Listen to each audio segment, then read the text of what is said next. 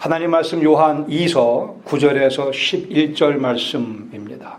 지나쳐 그리스도의 교훈 안에 거하지 아니하는 자는 다 하나님을 모시지 못하되 교훈 안에 거하는 그 사람은 아버지와 아들을 모시느니라. 누구든지 이 교훈을 가지지 않고 너희에게 나아가거든 그를 집에 들이지도 말고 인사도 하지 말라. 그에게 인사하는 자는 그 악한 일에 참여하는 자임이라. 아멘. 1887년 아브라함 링컨이 암살당하고 22년이나 지나고 난 때입니다. 미국 전역에 링컨이 죽지 않았다라는 거짓 소문이 널리 퍼지게 됐고, 이것을 확인하기 위해서 증인들이 보는 자리에서 그의 무덤을 열어 링컨의 시신이 관에 묻혀 있음을 확인하는 그런 소동이 있었다고 합니다. 그런데 그로부터 또 14년이 지나고 다시 한번 그 루머가, 그 소문이 또 퍼지게 됐고, 이제 더 많은 증인들이 보는 앞에서 다시 한번 링컨의 무덤을 파헤치고 말았습니다. 그리고는 다시 링컨의 시신을 확인하고는 납으로 그 관을 막아버리는 그러한 일이 벌어졌습니다. 2번씩이나 무덤을 파헤치는 참 끔찍한 일이죠. 거짓 소문 때문에, 소위 가짜 뉴스 때문에. 그런데 이상하게도 거짓이 갖고 있는 힘이 있는 듯합니다. 때로는 거짓이 진리보다 더 강한 힘을 발휘하는 것 같이 보이기도 합니다. 거짓이 진리보다 더 그럴싸하게 들리는 경우도, 그래 많은 사람들이 진리를 저버리고 거짓을 따라가는 일이 오늘도 벌어지고 있습니다. 사도 요한이 요한 2서를 쓰던 1세기 말엽에도 이미 그러한 일이 있었고 21세기 오늘도 그런 일이 벌어지고 있습니다. 특별히 하나님의 사랑에 대한 의심과 반항은, 또 반발은 더 큰 힘을 갖고 작동하는 듯이 보입니다. 우리가 사는 오늘 우리 삶 속에 공격해오는 수많은 거짓된 것들, 그리고 떠돌아다니는 수많은 거짓된 내용들, 이것이 우리 영혼의 삶을 혼잡하게 만드는 현실입니다. 사도 요한은 요한이서 9절에서 11절을 통해 이러한 거짓에 대해 우리를 경고해주며 교훈을 주고 있습니다. 9절에 보시면 지나쳐 그리스도의 교훈 안에 거하지 아니하는 자는 다 하나님을 모시지 못하되라고 말씀합니다. 여기 지나쳐라고 되어 있는 표현은 사실상 앞서간다, 긍정적인 의미를 갖고 있기도 합니다만은, 여기서 요한은 아주 냉소적으로 이 표현을 사용하고 있습니다. 소위 잘난 척하는 사람들이 있는데 그리스도의 교훈 이외의 것들을, 그리스도의 교훈에 반하는 것들을 살포하는 사람들이 있다고 경고합니다. 즉 예수 그리스도께서 육체로 오신 것을 부인하는 자들입니다. 예수 그리스도께서 하나님이신, 하나님의 아들이신 예수님께서 인간의 몸을 입고 우리를 찾아오셔서 당신의 사랑을 확실하게 밝혀 보여주신 사실을 부인하는 자, 이 자들이 미혹하는 자들이며 적그리스도들이라고 이미 앞에 7절에서 말씀을 했었습니다. 여기 그리스도의 교훈은 그리스도께서 가르쳐 주신 교훈이 되기도 하고 그리스도에 관한 교훈이기도 합니다. 달리 말하면 그냥 성경 말씀에 나타난 하나님의 계시, 하나님의 교훈입니다. 그 교훈 안에 거하는 그 사람은 아버지와 아들을 모신다고 말씀합니다. 그 교훈을 지나쳐 그 이상의 필요 없는 교훈에서 말씀하지 않는 바를 얘기하는 사람은 하나님을 모시지 못하며, 반면에 그 교훈 안에 거하는 우리는 여기 말씀하기를 아버지와 아들을 모신다고 말씀을 합니다. 이 말씀에 주목을 하실 필요가 있습니다. 아버지와 아들, 묶어서 우리에게 설명을 해 줍니다. 이 말씀의 의미는 오직 아들 그리스도 예수를 알아야만 아버지 하나님을 알 수 있다라는 의미가 되기도 합니다. 예수님께서 이미 요한복음 5장 23절에 말씀하기를 아들을 공경하지 아니하는 자는 아버지도 공경할 수 없다고 말씀을 합니다. 예수님이 없으면 하나님이 안 계신 겁니다. 예수님을 얻어야 하나님을 얻을 수 있으며 예수님과 교제를 나눌 수 있어야 하나님과 교제를 나눌 수 있으며 예수님이 내 진리요 내 인생의 안내자가 되셔야만 하나님께서 내 인생의 진리며 내 인생의 안내자가 되어주실 수 있습니다. 예수님이 내 주님이셔야만 하나님께서 내 주님이 되신다고 말씀을 합니다. 요즘 이렇게 얘기하는 분들을 종종 보게 됩니다. 나는 아브라함과 이삭과 야곱의 하나님은 믿지만 예수는 믿을 수 없다라고 말씀하는 분들, 여기 말씀하는 거짓에 속은 자들이며 그 가르침에 동참하는 것은 곧 적그리스도의 모습이 되어버리고 맙니다. 10절 이하에 보시면 이 거짓 교훈에 대해 사도 요한이 지침을 내립니다. 즉 누구든지 이 교훈을 가지지 않고 너희에게 나아가거든 그를 집에 들이지도 말고 인사도 하지 말라고 말씀합니다. 제가 이 말씀을 묵상하고 있는데 지난 금요일날 저녁에 식사를 하려고 하는데 누가 똑똑똑 문을 두드리더라고요. 그래서 봤더니 몰몬이에요. 넥타이 딱 메고. 그래서 계속 방 보고 있습니다. 안 열어줬죠. 문 열어주지 마세요. 식사를 계속 하시면 됩니다. 여기 상당히 엄하게 말씀, 집안에 들이지도 말고 인사도 하지 말라. 이렇게 말씀하는 데는 그때의 역사적인 배경이 있습니다. 그 당시에는 복음을 전하는 사람들이 이렇게 다른 지역을 다니면서 복음을 전하는데 참된 복음을 전하는 사람들이 우리 동네에 오면 그 교회에서 그분들을 모셔드리고 환대를 하며 먹을 것과 잘 것을 마련해 주는 그러한 좋은 풍습이 있었습니다. 요한서신에 보시면 그러한 맥락에서 그들을 잘 대접하라고도 말씀을 합니다. 여기에 의미는 그런 적그리스도들, 잘못된 교훈을 가르치는 사람들에게 교회는 절대로 환대해서 안 된다고 못을 박아 말씀하는 겁니다. 집안에 들이지 말라고 할 때 이 집이라고 되어 있는 표현은 아마도 하우스 처치, 집에서 모이고 있던 그런 교회를 지칭하는 것으로 봐집니다. 개인적인 의미라기보다는 교회가 공식적으로 잘못된 거짓 가르침을 가르치는 자들과의 선을 분명히 그어야 될 것을 말씀합니다. 저는 결코 우리 교회의 이단적 가르침을 가르치는 사람을 이 단에 세울 일이 결코 없을 것입니다. 여러분들이 용납하지 않으실 겁니다. 요즘 각종 교묘하게 복음을 꼬는 그러한 사람들이 많이 있기에 영적 분별력을 가지고 눈을 크게 뜨고 그 사람들을 경계할 것을, 그들과 교제를 나누면 안 된다고 말씀을 합니다. 11절 말씀하기를 그에게 인사하는 자는 그 악한 일에 참여하는 것이다 라는 말씀을 하고 있습니다. 아니 이렇게 얘기하실 수 있죠. 참 여호와의 증인들이 엄청 열심히 많지 않습니까? 7월, 8월 그냥 엄청나게 더울 때 우리 동네 보면은 여호와의 증인 2사람씩 다니면서 소위 그들의 복음을 전하려고 애를 씁니다. 만일 그 사람들이 우리 집에 저희 집에 와서 문 두드리면서 너무나 더운데 물을 좀 달라고 하면 어떻게 하시겠습니까? 저는 그냥 시원한 물 줄 수 있다고 생각합니다. 우리 주 예수 그리스도의 이름으로 내가 이 잔을 줍니다. 마시세요. 한마디는 해야 되지 않겠어요? 그러나 당신들은 지금 속고 있습니다.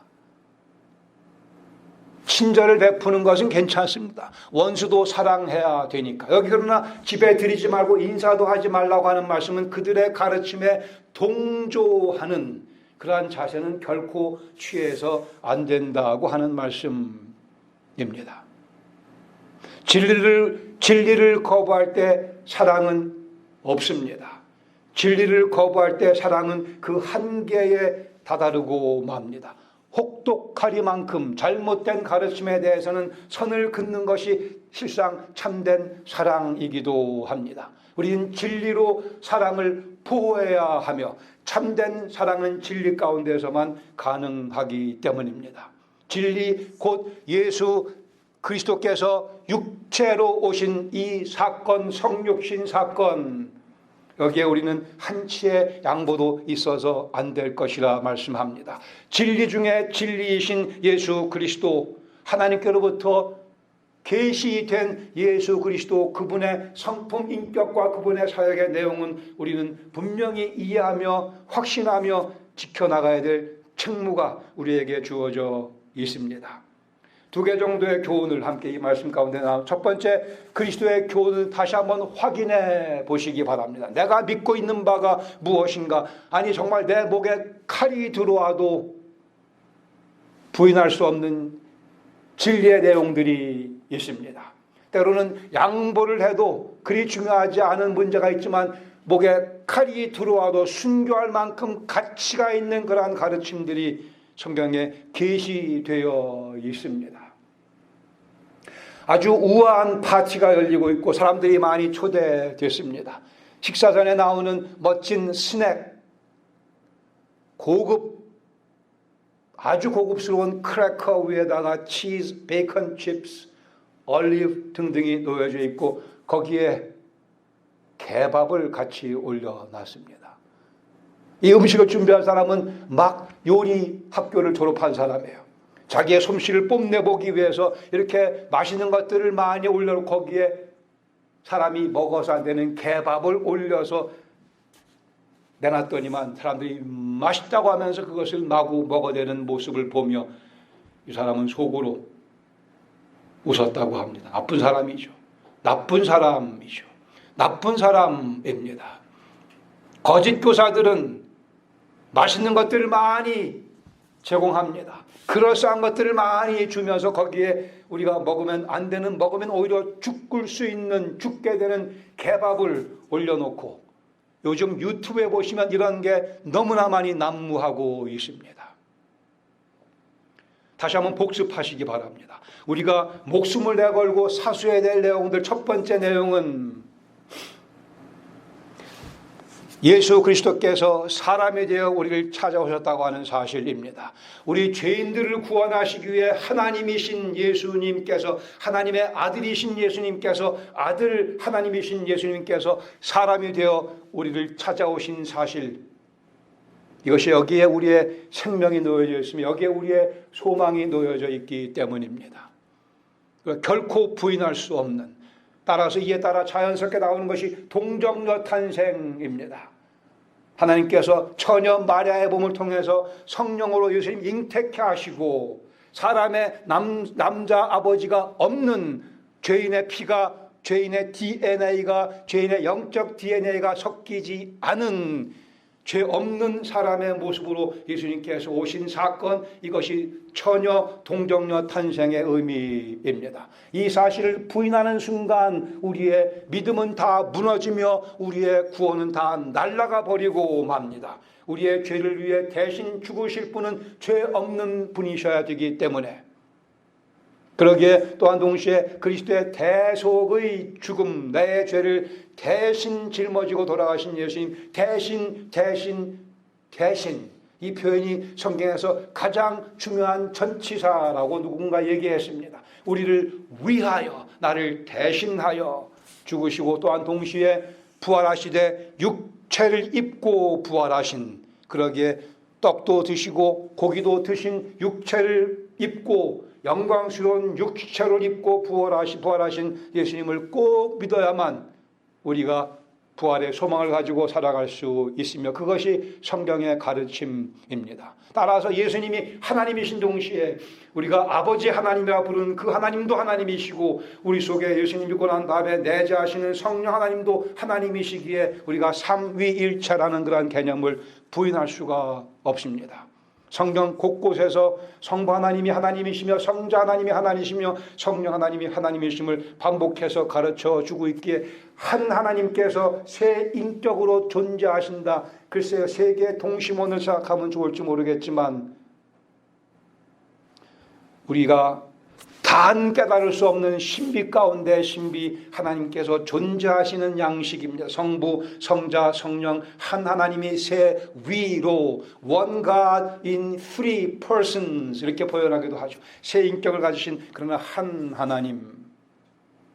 또한 동시에 그렇게 우리를 구원하신 예수님 승천하시고 하늘 보좌에 앉아 오늘 우리를 다스리시며 인간 역사를 다스리고 계신 동시에 약속하시기를 내가 다시 오겠다고 하셨습니다. 이 설교가 끝나기 전에도 예수님 다시 오실 수 있으십니다. 언제고 다시 오신다 약속하셨습니다. Anytime He could come. 예수님의 재림을 믿는 것, 우리가 목숨을 내걸고 사수해야 될 복음의 핵심적인 내용입니다. 두 번째 중요한 것은 오직 은혜로 인하여 믿음으로 말미암아 구원을 얻는다고 하는 사실입니다. 또한 동시에 그렇게 얻은 구원 오직 은혜로 인하여 믿음으로 말미암아 완성된다고 하는 사실도 우리가 결코 한치도 양보할 수 없으며 부인해서 안 될 것입니다. 여러분, 표현 가운데 이런 표현은 절대 사용하시면 안 됩니다. 예수님 잘 믿어야 구원받는다. 그렇지 않습니다. 예수님 믿어야 구원받습니다. 여기 잘이라는 표현 속에는 행위가 들어갑니다. 예수님 잘 믿으면 구원받는 거 아니고요. 내가 죄인인 것을 고백하며 십자가 앞에 나아가 그 십자가 위에 나를 위해 돌아가신 예수님의 대속의 죽음을 믿음으로써 구원은 이미 시작됩니다. 잘 믿어서 구원받는 거 아닙니다. 이렇게 설교하는 목사님들 틀린 겁니다. 적그리스도적 가르침입니다. 예수를 잘 믿어야 구원받는다고요? 아니에요. 예수님 믿으면 우리의 선한 행위와 관계없이 예수님 대속의 죽으심과 영광의 부활 때문에 우리 죄가 다 씻음받고 구원받습니다. 예수님 잘 믿는다는 것의 의미는 예수님 사랑해서 구원받은 영혼이 예수님께 대한 자기의 사랑을 마음껏 표현하며 살아가는 것이 예수님 제대로 믿고 살아가는 삶의 모습입니다. 구원의 조건으로 예수님을 잘 믿어라라고 얘기하는 것은 이단이며 거짓이며 거짓 가르침이며 적그리스도적 가르침입니다. 갈라디아 1장 8절에 말씀하기를 그러나 우리나 곧 하늘로부터 온 천사라 할지라도 우리가 너희에게 전한 복음 이외에 다른 복음을 전하는 자들은 저주받을지어다라고 사도 바울이 강하게 말씀을 합니다. 오직 믿음으로만 구원을 받고 여기에 다른 소리 하는 사람들은 저주를 받아 마땅하다고 강하게 무섭게 경계하고 있습니다. 오직 은혜로 인하여 믿음으로 말미암아 구원받는다는 진리를 명쾌하게 다시 한번 붙잡으시기 바라며, 내가 예수님을 잘 믿는 이유는 주님 사랑해서 그러는 것뿐이에요. 구원받기 위해서가 아니고 이미 구원받았기에 내 속에 성령께서 그러한 강한 열망을 불러일으키시기에 예수님 섬기며 살아가야지. 다시요, 예수님 잘 믿어야 구원받는 거 아닙니다. 예수님 믿어야 구원받습니다. 세 번째 하나 더 추가해서 말씀드리고 싶은 것은 이와 유사한 맥락에서 구원이라는 것은 죄인을 살리셔서 예배자로 만드시는 것을 의미합니다. 구원 자체는 목적이 아닙니다. 구원은 수단이요 방편입니다. 죽었던 죄인을 살리시는 것이 구원인데 왜 구원을 하시는가? 우리가 하나님을 예배드리며 하나님께 영광을 돌려드리며 남은 인생 살아갈 수 있게 해주시기 위해서. 구원은 종착역이 아닙니다. 구원은 시발점입니다. 이제 예수님 믿고 난 다음에 이제부터는 예수님 믿었으니 새로운 인생 제대로 좀 멋지게 살아보겠다고 하는 시발점이 곧 구원입니다. 구원받아서 다 된 게 아니고 구원받았으니 지금부터 멋지게 하나님의 영광을 위해 살아가 보겠다. 이 다짐이 우리 속에 솟구쳐 올라와야만 합니다.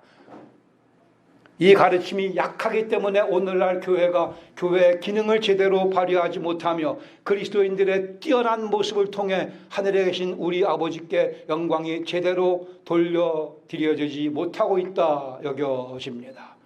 구원이 뭐라고요? 시발점, New Life in Christ. 그리스도 안에서의 새 생명의 동시에 새 삶이기도 합니다. 우리의 살아가는 모습이 전적으로 달라져야만 되죠.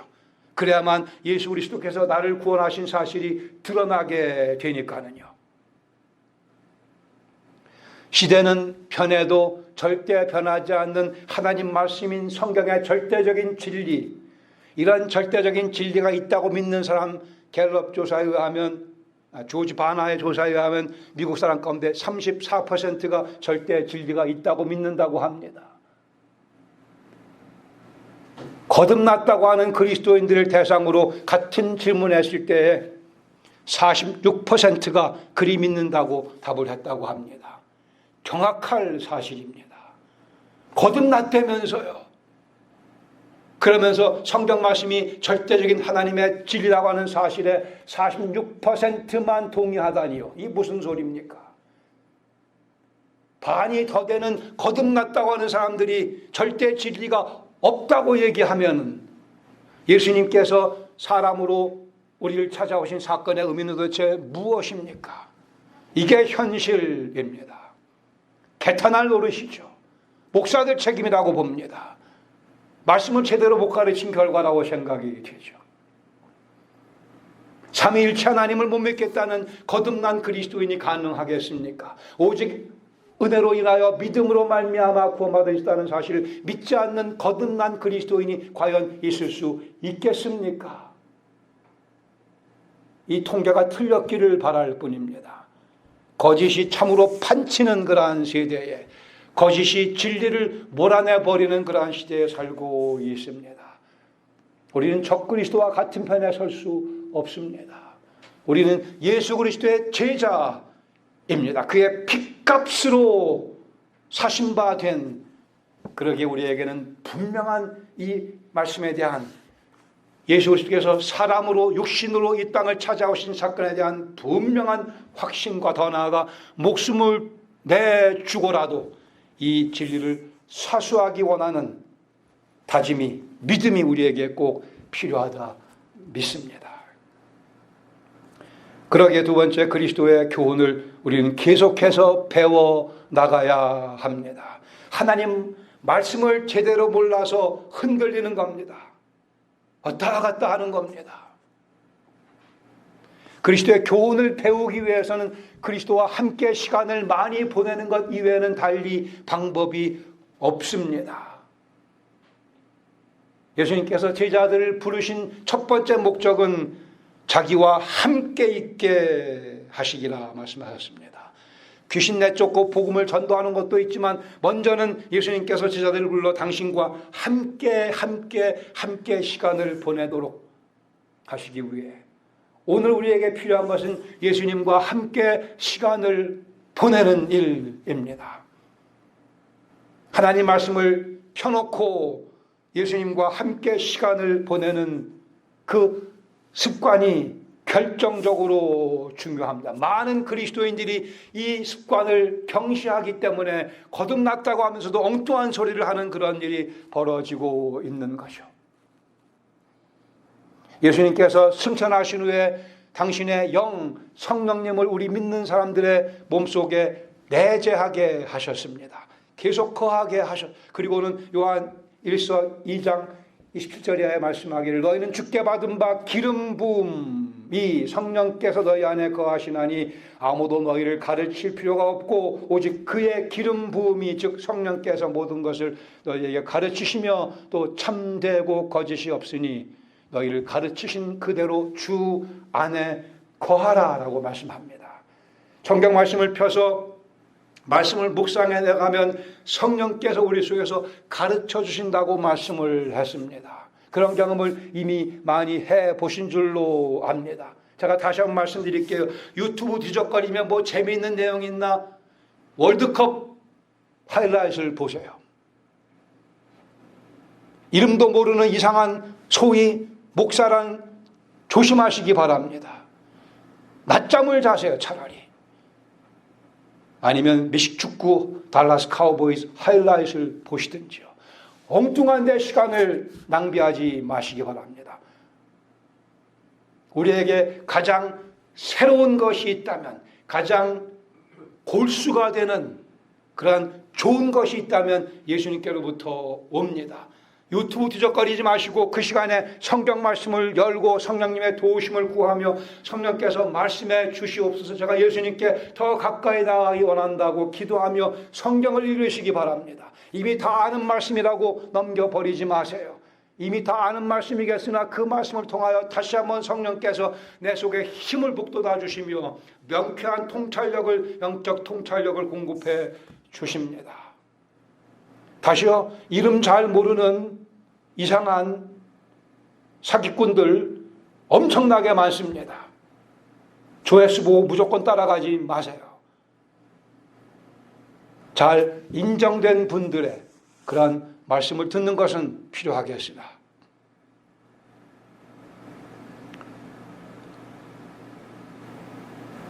집안에 들이지 말라고 그랬습니다. 잘못된 가르침 유튜브를 보는 것은 악한 행위라고 말씀했습니다. 조심하셔야 되죠. 그러니까 안 하는 게 제일 좋아요. 잘 알려진 그런 분들의 말씀이야 우리가 들으면서 격려받을 수 있겠죠. 인정된 분들, 잘 모르겠거든 관두세요. 그거 꼭 안 들어도 됩니다. 성경 말씀을 읽으세요. 성령의 도우심을 구하면서 괜한 호기심으로 시간 낭비하지 마시고 내 영혼이 망가지는 일이 없도록 조심하셔야 됩니다. 요즘 유튜버와 수많은 SNS 통해서 거짓 가르침들이 판을 치고 있기에 성경 말씀을 통해서만 예수 그리스도를 우리가 더 배울 수 있으며 성령께서 가르쳐 주신다고 약속을 하셨습니다. 예수 그리스도를 이해하면 이해할수록 예수님을 더 이해하기 원합니다. 예수님은 배우면 배울수록 예수님을 더 배우고 싶은 마음이 생겨납니다. 하나님의 은혜를 경험하면 경험할수록 그 은혜를 더 갈망하게 되어 있습니다. 전곡을 찌르면 나와 그리스도가 맞닥뜨려지면 더 그리스도께 나아가고 싶은 그러한 간절한 거룩한 열망이 생겨나며 그것이 우리의 삶의 습관이 되어져야만 합니다. 그런 거는 조금 자랑하셔도 괜찮아요. 내가 주님의 말씀에 은혜에 깊이 빠져 들어간 것은 간증하셔야 됩니다. 계속 나를 당기시는, 더 가까이 나를 당겨주시는 예수님을 경험하셨으면 그 내용을 나누셔야 합니다. 예수님께서 우리에게 은혜를 베푸시는 이유는 우리가 더 많은 은혜를 갈망하도록 하기 위해서이십니다. 그 자리에 우리는 들어가야만 할 것이며 그것이 곧 예수 그리스도의 교훈을 더 배워나가는 과정인 것입니다. 제가 공부했던 달라스 신학대학원의 교수였던 로이 비 죽 교수님이 이렇게 말씀했습니다. 생명의 떡이신 예수 그리스도께서는 배고픔으로 그 사역을 시작하셨습니다. 생수이신 예수 그리스도께서는 목마르다 절규하며 십자가에서 죽으셨습니다. 사람으로 오셔서 배고픔을 경험하셨으나 하나님이시기에 배고픈 사람의 배를 채워주셨습니다. 피곤함을 경험하셨으나 우리에게 참된 쉼을 주셨습니다. 귀신들에 따르는 소리를 들으셨지만 친히 귀신을 내쫓으셨습니다. 기도하셨지만 우리의 기도를 들으시며 응답하시는 분이십니다.